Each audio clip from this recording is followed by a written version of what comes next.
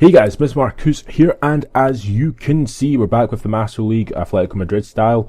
And basically in this episode today we have 3 matches for you, 2 from the Liga BBVA and 1 in the Copa del Rey semi-final, first leg against Real Madrid. And I have to say, from 2 episodes ago, what did I say? I said that against Getafe we had some random, like the big massive openings, but we actually do have them against Real Madrid. I didn't actually notice that until this episode because we face them.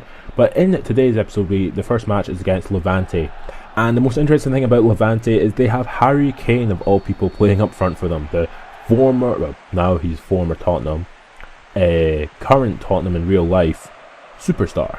So Harry, the Hurricane, that's such a bad nickname, plays for Levante in Liga BBVA, and I might just buy him just because why not. So yeah. So with that being said, in the first minutes of the match, they actually nearly get an opportunity and nearly score. And this particular match, I knew I had the Real Madrid match coming up, so I sort of rested quite a lot of players, so the likes of Max Meyer was playing and stuff like that, and hence why at the halftime there was 0-0 and they had 6 shots, 1 on target. But in the 50th minute of the match, Griezmann, who had come, well, I didn't bring him on as a substitute, he started the match, ends up getting a penalty kick for us after their player takes us out after we do a really nice little back heel chop thing, and then Griezmann goes on and scores probably one of the best penalties I've ever scored, as he pings it right into the top corner, nothing the goalkeeper could do about it, to give us a 1-0 lead. And then in the 79th minute of the match, Bruma has a crazy shot with his right foot, with the outside of his right foot, to nearly score a goal for himself. And then again he has another shot in the last minutes of the match, again coming very close to scoring again for himself. Bruma's one of those players that, like, if I don't play him properly, I just will not score goals with him. But every once in a while I will score like really good goals with him, like it's ridiculous. But as we see here, for some reason they start celebrating once we end up winning the game 1-0. And I think that's because we're now destined to have Champions League football or Europa League football. Like, we're going to be in Europe next season, which is pretty decent. We actually see here Barcelona and Real Madrid won both games, and as you see there, we're actually 18 points clear of the drop anyway, and we're now 26 points clear of 7th, well 28 points clear of Levante in 8th. So it means because of that there's only 8 games left, so of course now 8 times 3 is 24, so the most we can drop to is 7th. So we basically have got Champions League or Europa League football. We're going to be in Europe next season, essentially, is what I'm trying to say. So that's a big thing for us, but again, who cares? We're going to get Champions League anyway, because I don't see us losing that many games. But going into the second match of this episode, it is against Real Madrid at the Santiago Bernabeu. Well, the Santiago Bernabeu in speech marks, because of the fact that, of course, it's not actually the Santiago Bernabeu, it's actually the Royal London Stadium. So, actually, it might actually still be the Royal London Stadium. It might be. I don't know. It's all over the place. But anyway, Real Madrid, very strong team. Cristiano Ronaldo's actually their captain. For some reason, they did not decide to play Iker Casillas in this match. And if I'm just going to say that now, that made this match a lot more easier to deal with, because Casillas is one of those goalkeepers I have so much trouble getting past, but Keylor Navas I have no issue with. I actually noticed they also have Juan Iturbe on the bench, which is always interesting to see. I need to, of course, change that as well, that Ancelotti does not manage Real Madrid anymore.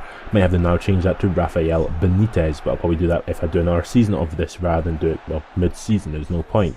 So as you see here with our team, we did play a very strong team, like Zizniak, Griezmann, Churchy, Javi Martinez, Max Meyer, Koke, Kyle Walker, Zuma, Jimenez, Gaia and Oblak in goal. So a very ridiculously strong team for us, knowing that this is probably one of our bigger chances to win something in this particular league. If we won this in our first season, maybe win the Champions League or the league in our second season, I'd probably be quite happy with my contribution to Atlético Madrid. But in the 11th minute of the match here, Benzema runs past two of my players, gets a shot away, and just pings it in the bottom corner, make it 1-0 to Real Madrid. And in the 30th minute there, Griezmann does a little good opportunity. It doesn't really come to anything, but he does sort of get a lot of opportunities, Griezmann, and if I just took them all, I'd probably score a lot more goals. But in the 42nd minute of the match here, Max Meyer gets played for on goal, ends up getting a shot away. It's a really good shot, and Navas, for whatever reason, is in goal, just doesn't get to it, and he scores his second goal for the club to make it 1-1 at half-time against Real Madrid, which is pretty decent considering they're away from home and they're sort of dominating the match. I mean, those stats sort of says that. But in the 68th minute of the match here, Griezmann on the ball, runs past Martins Indy, gets a shot away himself, and he pings it right into the top corner. Nothing the goalkeeper could do about it. If that had even been Iker Casillas, he probably would not have saved it. and he gives us a 2-1 lead against Real Madrid, which is pretty decent for us. And in the last 10 minutes of the match here, Griezmann just auto powers past two players in Danilo and in Martins Indy. They just do not defend at all, and he pings it at the near post of all places to ping it, right into the top corner with his weaker foot, and gives us a 3-1 lead going into the last minutes of the match, like literally last minutes of the match. So as we see here in the 92nd, 93rd minute of the match, Ziyech tries to get onto a Griezmann through ball, doesn't come to anything. Martins Indy then picks it up, gives it to Modric. Modric plays it back to Martins Indy, and Indy plays it back to literally no one.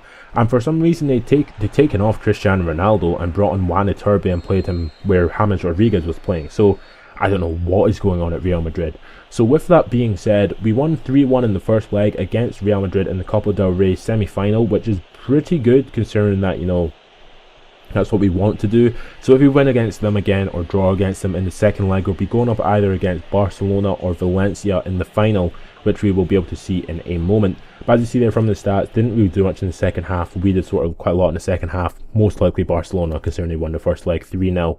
So it's always interesting to see.